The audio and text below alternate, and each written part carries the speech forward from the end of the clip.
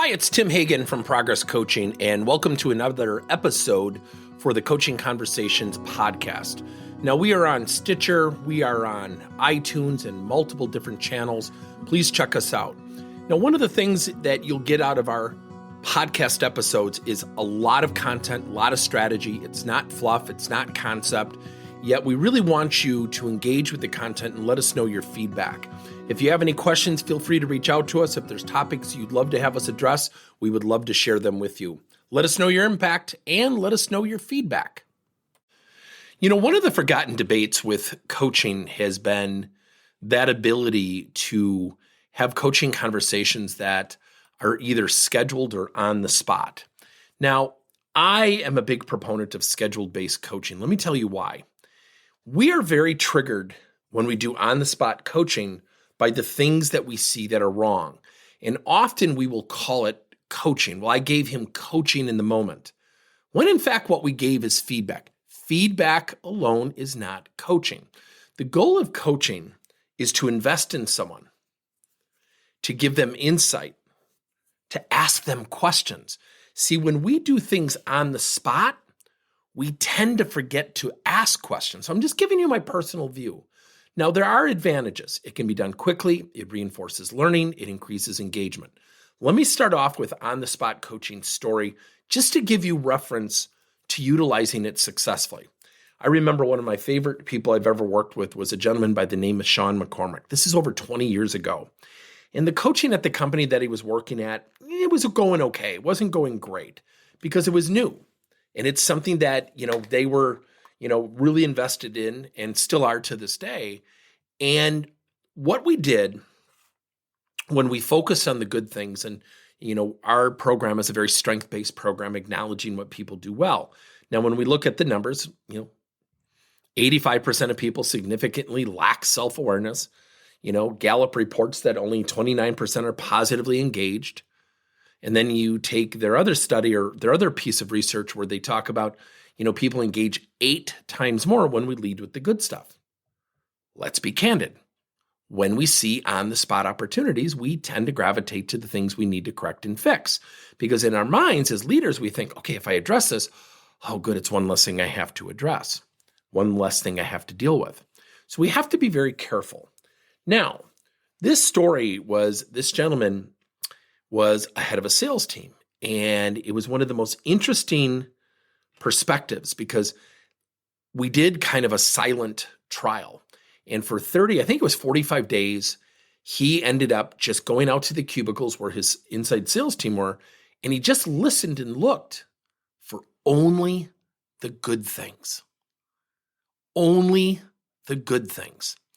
Now they would track, but very high level, the 2 things they would track would be results and activity. Their activity within 45 days was up 11%, and the results were up 9%. He did no other form of coaching. Then he would call people into the office for quick coaching and just praise them. Now, the reason I share that story is remember, constructive feedback on a continuous basis, even accurate, we have to be honest with ourselves as leaders. Is it being received well? I've often defined coaching as the goal of coaching is never the goal of feedback is never to give feedback. The goal of feedback is to give it so someone strategically utilizes it. Focusing on good things open up the doors where they have opportunities to improve. Number 2, scheduled coaching. When you have scheduled coaching, you have continuous application. If someone is coaching me on my attitude, that's going to take practice.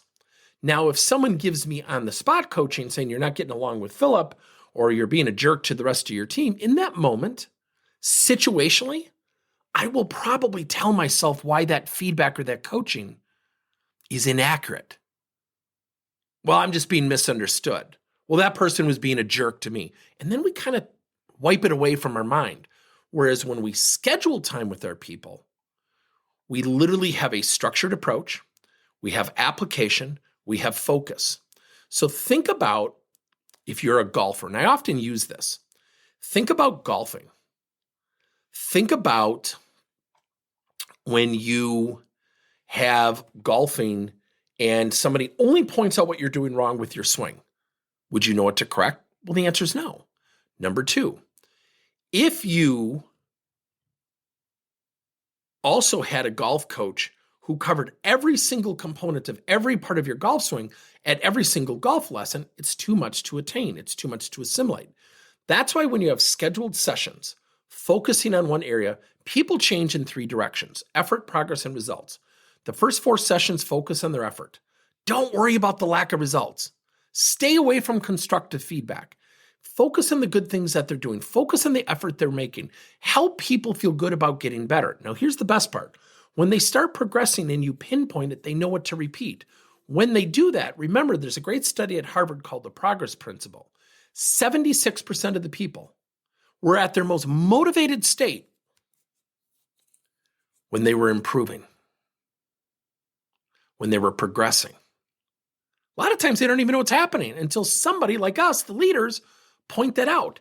Then progress elevates motivation, and you start to go in the direction of this thing called predictable, sustainable results.